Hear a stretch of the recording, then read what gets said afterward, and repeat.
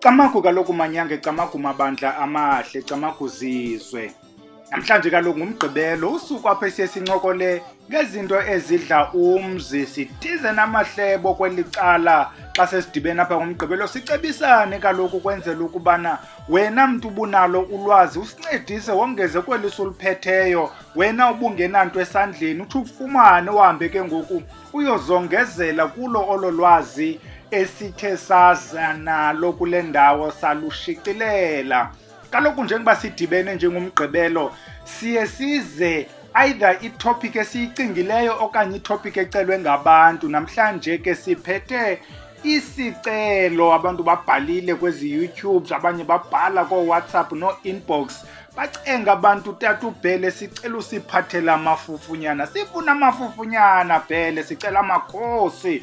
Kanye bathi sicela izizwe, sifuna uba nezizwe nathi senze izinto zenzeke ngazo izizwe. Siyeva abantu bayateta ziyabanceda izizwe Bhele. Siye sahlala phantsi ke nalamaxhego esihlala nawo, we went to the journals sayofunda kuba kaloku zibalulekile ezi journals, kulapho udibana khona nomntu owenze uphando, and most of the time ezi journals are peer reviewed. Umntu loo nto ayibhalileyo, some people get to verify it ukwenzela uba ibe yinto lena onothi nawe naxa unothi uphinde uyophanda ufumanise ukuba injenganje uba lo wokuqala esethethile. Siphethe loo nto ke sithi ke singekagqithi njalo sithi nawe iza neyakho itopiki orhalela ukuba khe size nayo apha sihla amahlongwana phezulu.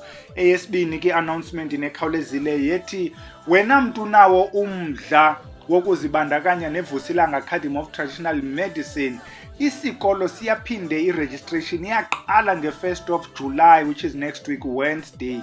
Uzawuthi xa usiya phayana ku-www.vusilanga.co.za uzawufika ikhona iform kulaa ndawo ithi about us and the academy. Njebungena nje you scroll down, the first nto ithi about us and the academy. Xa usihla uzawufika ikhona ilink ezaba ngo-HTTP bengaloo magama amaninzi ke ablue. Cofa wena ngaloo phone yakho kanye ngaloo computer, it takes you straight to e-form. You fill in the form. It won't take you more than 2 minutes ukuyigcwalisa la form, because yona nto izawubande phayana is your address, ithi name, surname, cell phone, ithi address, and then ke ngokuthikisha into ezimbini ezintathu ube uyigqibile iform ize apha kuthi. And then ke sizawuthi xa seyivala sibuyele ebantwini. Ungazistress ke mntana omhle umane uthi Tata uBhele ndiyenzile iform, ithini into elandelayo, linda, because we wait until sivale, asirespondi kumntu one by one. Sigqibile ke advert ke ngokosesikolweni siyagqitha siya kwitopic yanamhlanje ethi amafufunyana, amakhosi nezizwe. Yintoni le nto sithetha ngayo la mafufunyana abantu abahle? Mhlawumbi singekathi ukuba yintoni amafufunyana, we want to start by stating ukuthi ezi zinto zizinto ezikhoyo phakathi kwala makhaya ethu kwendawo sihlala kuzo. There was a person who conducted a study in 1975, uDr. Harriet Ngubane. At the time uDr. Harriet Sibisi wenza i-study ngale nto amafufunyana kuba it was a problem yayibonakala khona ngo-1975. It was an outbreak particularly around the Eastern Cape and parts of KZN, apho abantu bene-demonic possession xa sesiyikhumsha ke le nto yala mafufunyana. UDr. Ngubane ke uthe xa i-conducted the study, the first thing ayewazama uyijonga uba la mafufunyana lana yinto evelaphi. Akabanga specific emntana omhle, uthi it came from the north. Andikho sure ke noba uthetha the north of the country okanye outside the borders of this country in the north. Kodwa uthi ke le nto iqale uxhaphaka in the 1920s, 1930s le nto yezi demonic possessions zamafufunyana. Uthi the very first place ibinawo la mafufunyana in the country ibi-KZN, but le nto yazofika Eastern Cape, hayi ke bayithatha oBhele le nto la mafufunyana bayifaka isteroid, into enkulu exakileyo. That is why xa ujonga today eyona ndawo inengxaki yamafufunyana yile ndawo ingu-Eastern Cape, Western Cape. Kuba kaloku you'll notice Eastern Cape, Western Cape is more or less the same place, if you know what I mean. Now with this outbreak yala mafufunyana, what are the signs? Eyona nto siye sayithi ke siyayiqaphela ke ngokutsho kaDoctor kula mafufunyana, umntu onala mafufunyana uba nale nto kuthiwa kukuphaphazela. Umntu onamafufunyana simnyama, sihamba naye umntu wakhona, akacaceleki ukuba ebenayo indoda okanye ebenayo umfazi. Uyaphela umendo ngala mafufunyana. If lo mntu amafufunyana uya esibhedlele kuthiwa uschizophrenic, anikwa amayeza empambano, kuba kaloku le nto yala mafufunyana ina all the hallmarks zempambano. Umntu is hearing voices, ezi voices ingapheli nje apha endlebeni, uziva ezi voices esiswini. Lo mntu uthetha ngelanguage engeyo yale ndawo ahlala kuyo. Umzekelo uthi ungapha engqamakho uyakhuluma ngiqhamke emnambithi, unale deep voice xa ifikile le possession, abe nee-groans ezithile, akuthethe ngesound engaziwayo. It goes on. Abantu abanayo le ngxaki yamafufunyana, they will also have i-tendencies zokufuna ukuzibulala. Iyahamba ke into amafufunyana. Xa sewuyayiqaphela umntu wakhona uyathandwa intloko. Xa seyifikile le ntloko yakhona, yile itsho kanye apha phezulu kukhakhayi lwentloko, ukuba iyafika izamtshona lapha ngasemehlweni le ntloko, angakwazi ulivula kakuhle imehlo. Yabona ke wena uzawube ukhona phayana kwi-academy when we discuss i-headaches. Siyafuna uyohlula le ntloko kwezinye i-medical headaches, because zikhona ezinye headaches ezihamba just like this one. Kodwa le yile uzawuthi nobuyile esibhedlele noba benze oluphi uphando abakwazi uyibona the actual cause, and then ke ngokuhambe nezinye ingxaki zoba you may collapse, and umntu wakhona ezi sounds zizawuba khona. Umntu wakhona uzawuba nale ndawo ingathi unempambano. Omnye afuna uzixhwitha iinwele ezi kuba unale nto ingathi ihamba phantsi kwenwele. Omnye ade ngathi ihamba phantsi between intlonze lena nekhakhayi, ingathi into ehamba phayana. Omnye athi ingathi uchopho bushushu, athethe into engaziwayo. Omnye ke uzamva la mafufunyana khona azawuthetha abe nezinye izinto ezigezayo la mafufunyana. Kuthiwa ngamafufunyana ke lawo, yinto esihleli sinayo. Nathi ke thina abantu abanyangayo siyababona abantu abanawo la mafufunyana ezimpawu as uDr lona owenza uphando described iyinto ekhoyo ke. Umntu wakhona if uadmithiwe esibhedlele ngala mafufunyana, bazawumthatha zidrip, uzawulala days, ifayile yakhe iyonyuka esibhedlele, kodwa uphuma ngekho nto ispecific eyenziwe esibhedlele. Kuba kaloku this demonic possession ngoba beyikhumsha iyafika le nto iphinde iphele. Akukho nto kuthiwa mayenziwe especific. Uba uye kwezi nkonzo ke kuzawuthiwa umfundisi lowo is going to conduct exorcism. Siyakhumsha ke ngoku yabona uba kunamafufunyana. Ubuya kwezi cawe zaseziyoni uzawuthandazela, ubuya kwezi cawe zomoya, ezi cawe zosindiso baza kudlikidla intloko, bakudlikidla. Hayi sozingabi nasiyezi ke mntana omhle, soze ungayowa. And then umfundisi ke kweza cawe uza kufaka esipikeni uthethe uviwe libandla lonke, akuthandazela umfundisi. And then abantu babethe imali, hey umfundisi wethu hayi ustrong, uyayenza le nto, uyayenza. Asizuthetha ke mfundisi ndini ngaba uba prepareile ukuba ze babe namafufunyana mfundisi. Naleyo siyayibona mfundisi, la mafufunyana akho. Neenkukhu ziyaqalisa kukhala. Uxa uvale inkukhu ungacingi uba kukhala amafufunyana kum, kukhala iinkukhu zale ndawo mntana omhle. Kaloku eendawo zineenkukhu zazo. Ngawo ke amafufunyana, ubuze ke ngoba la mafufunyana lana enziwa njani. Xa sixelelwa ke ngabantu bawo la mafufunyana, basebenzisa ii-ants eziza phayana emangcwabeni, ezambovane zasemangcwabeni. Bathatha zona, kukholelwa uba kaloku ezi zezi zisuka esidumbini ngaphantsi zatye sasidumbu, zanyuka ke ngoku ezimbovane, baqokelele zona bazidibanise namayeza athile kwenziwe idliso. Ixesha elininzi amafufunyana uwafakwa elidliso. Dliso elo either ulitya physically okanye lifakwe ulele, udliswe lo mafufunyana, uqalise ke ukuba namafufunyana. Uzawujikeleza kwamba unyangwa kwezi ndawo. What ends up happening kulo mntu unamafufunyana, if ufikile phaa kugobela othile onamathwasa akhe, kuba usiva ii-voices kuthiwe ngabantu abadala, ufakwe ephehlweni ke nawe namafufunyana akho, ubuye unentsimbi abe amafufunyana engekapheli, because kaloku le nto is on and off. Umuntu onamafufunyana ayibisosilonda le nto esipermanent esibonwayo. Unamafufunyana ivuke le nto iphinde iphele, ivuke le nto mhlawumbi ngoku sephehlweni isathomalele le nto izawuvuka sewuphumile ngawo ke amafufunyana. Into esifuna ukuxela yona ke mntana omhle, iyanyangeka le nto yala mafufunyana. Sigqithe sikhawulezile emafufunyaneni siye kumakhosi. Njengoba besitshilo ke ukubana amafufunyana, the first comprehensive study was conducted by Dr. Harriet Sibisi okanye Dr. Harriet Ngubane apha kumakhosi.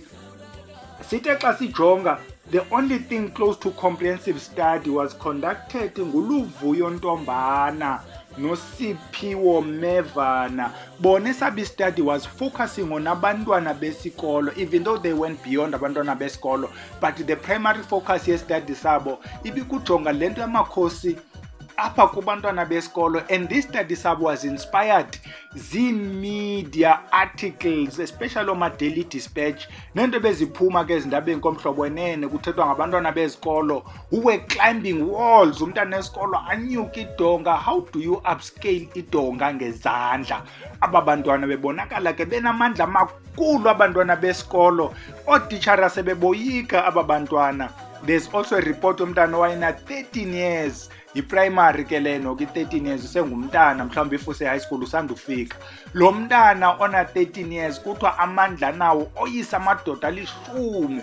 Umntana wadudulela amadoda ayowapha ngawo ke amakhosi. La makhosi lana abonwa ngalamandla angaziwayo, powerful. Umuntu wakhona abe aggressive, umuntu wakhona abe nezi-groans njenga-closer to la mafufunyana, but uweso amakhosi eza voices injalo, eza groaning voices.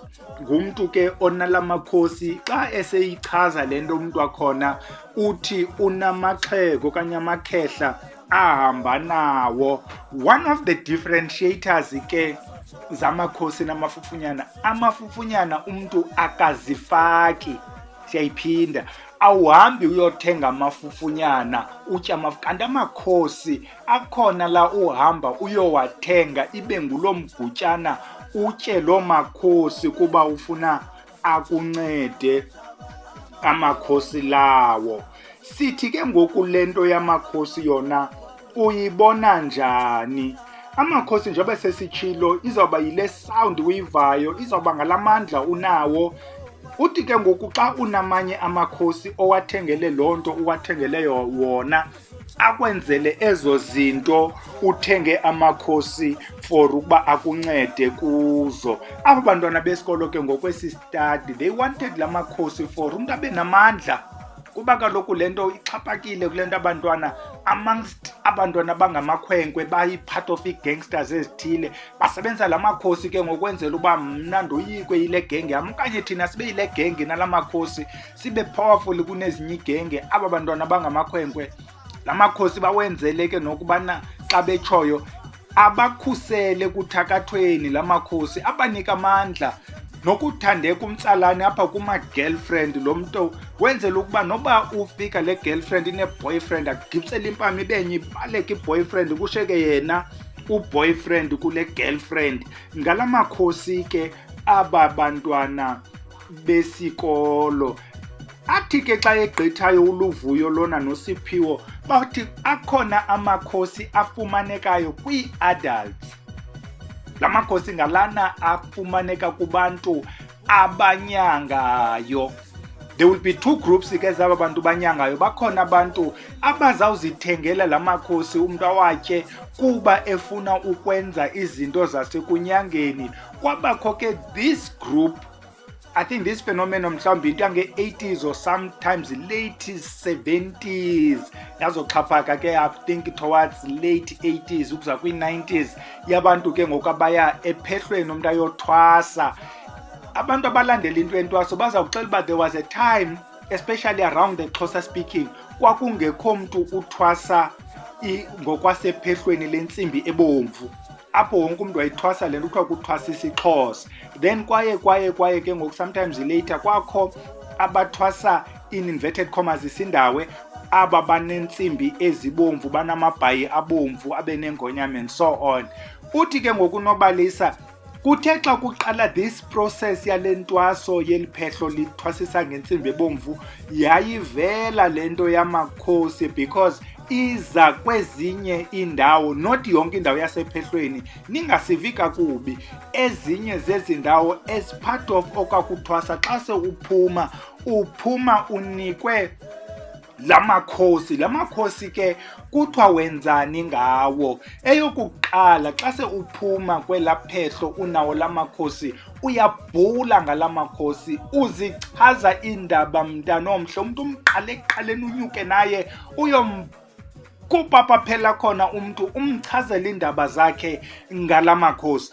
Abanye kuthiwa bayawathatha la makhosi either ephehlweni okanye owathenga, omnye seyingumntu onyangayo ethenga la makhosi not just for ubhula, omnye athenga amakhosi okombula. Uthi xa ufikile apha kwaBhele, ungena apha kwaBhele uyikhangele le plastiki nenwele, uyompe nantsi Bhele le plastiki yakho inezinwele, yiyo le bambe into zakho ungayiphambili nje ude nawe bengathi unqathu, nazi inwele zakho Bhele, uyayibona nantsi le mali, yiloo nto ungena mali, nantsi imali yakho Bhele ipotshelelwe ngale iwuli imnyama inendawo ezibomvu. Omnye ke eyakhe into ingabiko kubhula, ingabiko kombula, omnye ayisebenzise ukulanda.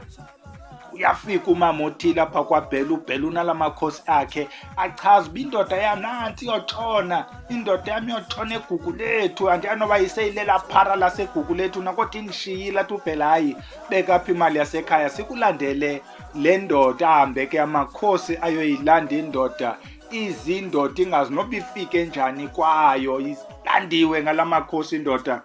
Nantsi indoda seyikhona ekhaya. Ngawo ke la makhosi ayabanceda abantu kwezi zinto.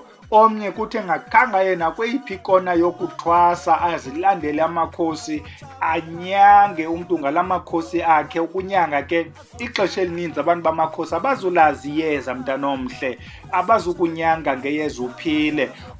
Either uza kwenza ezi ziwasho because yiyo into elula, udibanisa ityiwa noomadubhula nezipiritu, ufake nonozimanga, ufake nezibabuli, ufake neholy ash kuba zeento zithengwayo, azifuni ube nabuchule buthile, ufake uthi sela, kuba at the end of the day seziselwa ezi zinto, umntu ayokombula, umntu akulandele nto zilanda, umntu akuchaze.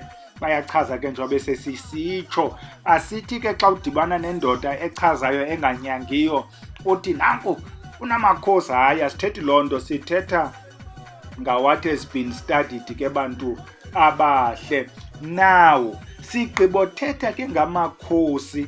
Xa sigqibothetha ngamakhosi singena ke ngoku kwizizwe. Sifuna uzuyimamele kakuhle le nto kuba kaloku sifuna ingakubhidi.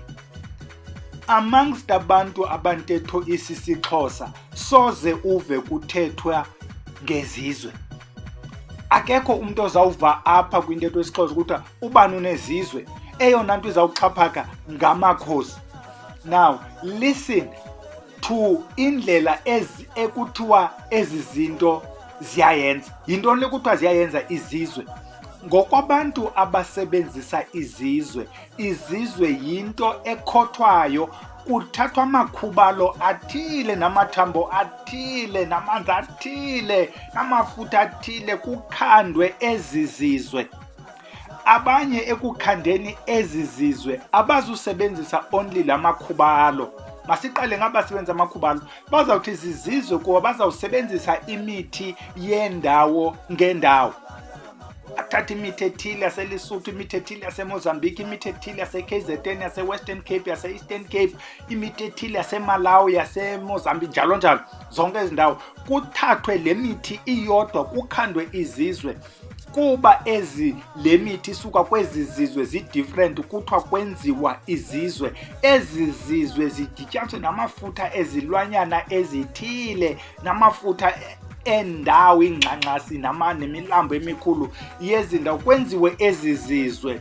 Le nto izawukomiswa ke xa igqiba ukwenziwa ngabantu abayenzayo. Asikwazi ke thina uyenza le nto, sibalisa undiva apha. Xa igqiba ukwenziwa le nto uzayikhothiswa, le nto izawukwenziwa ngegobongo, le nto uzawugcatywa, ihlale ilapha ngaphakathi, iphothulwe, uchazelwe ii-processes zezizwe ukuthi ezi zizwe zakho zokubhula wenza njani xa ufuna uqalisa ukubhula ngazo. Uchaza indaba ke mntana omhle. Khona enye indoda endiyaziyo enezizwe ithi hayi mna Bhele ndiyanaba. Bazawungena one by one, ndinabe kule ndawo ndinecoke yam endimandithi rhatya nandirhabula. Ndikuchaza mna naseteksini kuba kaloku ezi zizwe zam azilali, aziphelelwa, azithwetyulwa. Abanye ke abantu xa bekhanda ezabo izizwe bazawusebenzisa amathambo ezizwe ezithile ukuba lo mntu wenza izizwe ekuthiwa ngamabutho. Kuba kaloku abantu xa bechaza ezi zinto zabo, omnye amabutho izawuba yinto ehamba yodwa, referring to abantu abebesilwa imfazwe. Umzekelo around ezi areas zelento ze-frontier, nje buyazi uba kwakuliwe i-frontier wars around Eastern Cape. Uyothatha amathambo abantu abathile ababesilwa namangilane somewhere around iGrahamstown, udibanise nabantu abathile abesilwa namabhulu around i-area ethile, udibanise wenza amabutho okulwa, la madoda ayisilwa impi. Omnye uzawuthi amabutho la ayesilwa uyawasebenzisa as part of izizwe. Omnye athi ayifani, yayibona ke ifuna udibane nabantu bayo. Wena mntu unomdla, wena mntu uthi ndifuna amabutho, ungazi kuBhele ongayazi niyokuqala amabutho nezizwe, dibana nomntu ozawuthi zizizwe. Omnye uzawuthi le nto zizizwe zamabutho, yinto iyi-one. Xa uthake ezi zizwe, uthathe nabantu ababesilwa imfazwe ubadibanise kwezi zizwe. Omnye xa ekwenzela izizwe uzawuthetha ngezizwe zokubhula, athi lena yam ndidibanise abantu abachazayo. Omnye athi unamajaji, athi ezi zam izizwe zezi zikulanda etrongweni, nobugwetywe intambo zihambe ziyokulanda because kwezi sithake amapolisa, siyesokomba amathambo amapolisa, amathambo abacuphi, amathambo ejaji, wonke umuntu onokwenza nezomthetho. Ukuba ufuna izizwe zento ethile, thina sikhanda ngokolanda amathambo abo bantu. Omnye athi asivusi bantu babhubhileyo, asithathi mathambo abantu, sithenga amafutha, benza ke ezi zizwe.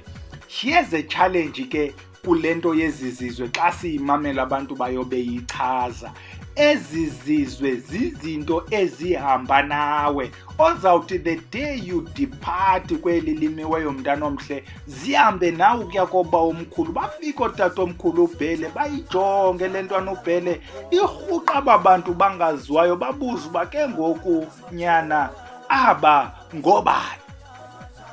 Now you come back ke ngoku zapha kuthi apha ezantsi uzocela uba sikususe ezi zizwe, zangu sixelele ukuba unazo ezi zizwe, asiyazi noba siza kukuncedisa njani ukuze ukwazi ube sisihlwele nawe uhamba nawo la madoda. Aba ke banamakhosi asikeva ukuba ithini into yabo, kuba kaloku la makhosi asinto abantu bayo abayichazayo. However, xa sijonga lo mntu unamakhosi ngokwenkcazelo, sijonge lo mntu nezizwe, sifumanise ukuba if there is a line, it is very thin, okanye le line is not even there. Aba bantu kuba kaloku la makhosi ayabhula, la makhosi ayalanda, la makhosi ayambulula. Ezi zizwe ziyabhula, ezi zizwe ziyalanda, ezi zizwe ziyambulula. Xa sijonga indlela enziwa ngayo le nto, lo mntu unala makhosi akhe utyiswe umgutyana othile njengalo mntu unezizwe zakhe. Lo mntu unamakhosi akhe, yonke le process iyafana mntana omhle. Siqonde ke thina, awunantsi inkukhu yam ungacimbi ikhala kumesweni, iyazikhalela inkukhu, inoba idisturba nento ndiyenzayo, asizuva ngawe inkukhu. Mka! Shut up!